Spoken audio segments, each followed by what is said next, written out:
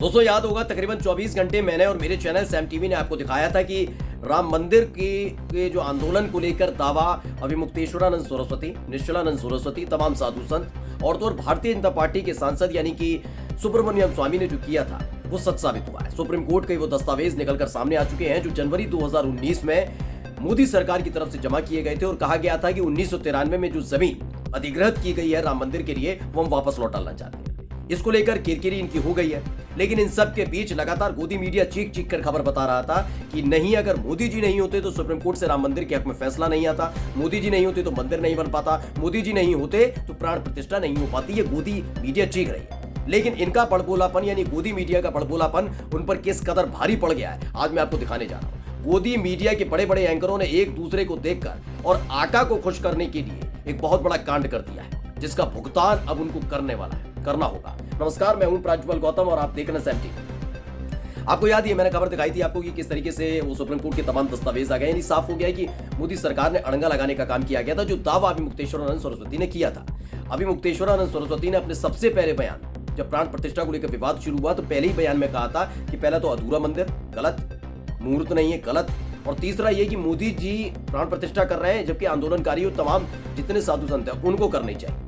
तो अलग अलग दावे किए जा रहे थे। अब देखिए इन सबका जैसे खुलासा हुआ, इन सबके बीच अभिमुक्तेश्वरानंद सरस्वती, साधु संत जो विरोध कर रहे थे, उनकी आवाजों को दबाने के लिए और दिखाने के लिए कि आप तो सनातनी हैं, आप तो हिंदू हैं, आप तो पुजारी हैं, आप तो साधु संत हैं, आप तो शंकराचार्य हैं, उसके बावजूद आप विरोध कर रहे हैं राम मंदिर का। लेकिन देखिए राम भक्ति में, मोदी भक्ति में एक मुसलमान किस कदर लीन हो गया है। लेकिन जैसे ही उसका भांडाफोड़ हुआ है कि उस खबर को अयोध्या की गली चौक चौराहे पर उछल उछल कर गोदी एंकर और पत्रकार बता रहे थे, वो खबर पूरी की पूरी झूठी है, फर्जी है, और इसी ने अब दिक्कत बढ़ा दी है गोदी एंकरों की। जिन लोगों ने इस खबर को पढ़ा था उनकी दिक्कतें बढ़ने जा रही है। खबर क्या है पहले मैं पढ़कर आपको बता देता हूं। ये खबर देखिए, कशिश न्यूज ने छापा, श्रीराम में प्राण प्रतिष्ठा से पहले हुई वतन वापसी तो मोहम्मद आफ्ताब ने सपरिवार दीप जलाने का लिया फैसला।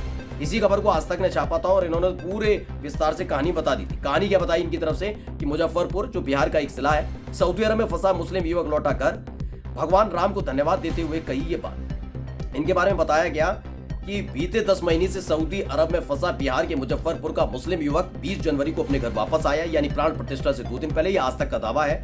इनका कहना है इसके बाद उसने प्रभु श्री राम का आभार जताया, यह आज तक का दावा है। साथ ही मुस्लिम युवक ने कहा कि प्रभु श्री राम को भी घर मिल गया और आज हम भी अपने परिवार के पास आ गए हैं। 22 जनवरी को प्राण प्रतिष्ठा के दिन वो अपने घर पर दीपोत्सव करेगा और खुशियां मनाएगा। ये आज तक का दावा। ये बात मैं बार बार आज तक का दावा है, आज तक का दावा है इसलिए कह रहा हूं दोस्तों, क्योंकि आका की जी हुजूरी के लिए आज तक ने एक फर्जी खबर, गलत खबर चला दी है। ये मैं नहीं कह रहा, ये खुद आफ्ताब शेख जिनके बयान को शब्दों में लिखकर इन्होंने अपनी वेबसाइट पर छाप दिया, वो पूरी तरह से गलत है।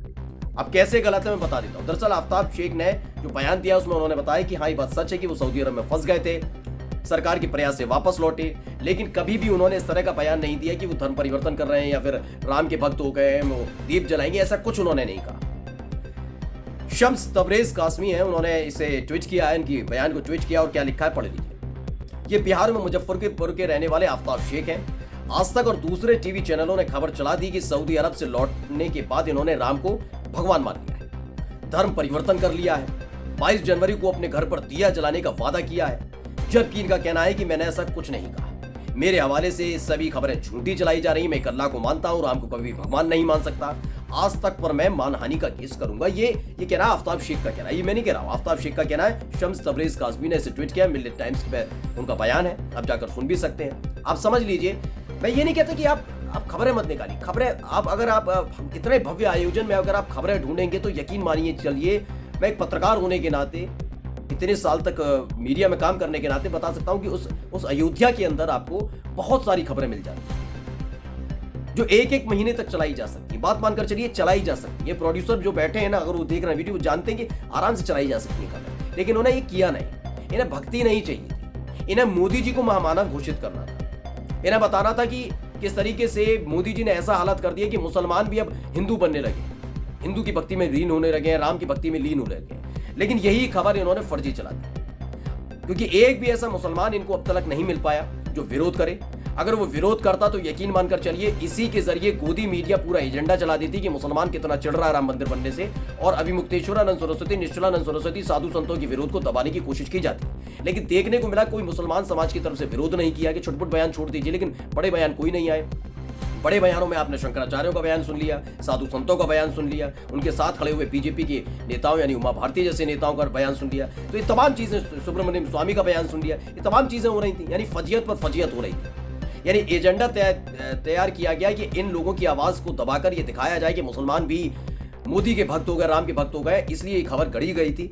लेकिन अब सामने आ चुका है कि आज तक जो अपने आप को सर्वश्रेष्ठ चैनल बताता, सबसे तेज चैनल बताता है, वो सर्वश्रेष्ठ होना हो लेकिन सबसे तेज जरूर है साहिब की चरण भक्ति करने, इसीलिए उसने फर्जी खबर आप सब लोगों के सामने प्रसारित कर दी। नमस्कार। सब्सक्राइब करें साम टीवी, क्योंकि हम आ गए हैं अब आपके बीच, दिखाएंगे सत्ता के वादों और अपराधियों के एक एक कारनामे की हकीकत। और हाँ, अगर आपके पास भी हो कोई ऐसी खबर तो कमेंट करके हमें बताएं, क्योंकि बिना डर और दबाव के हम दिखाते हैं हर एक खबर डंके की चोट पर।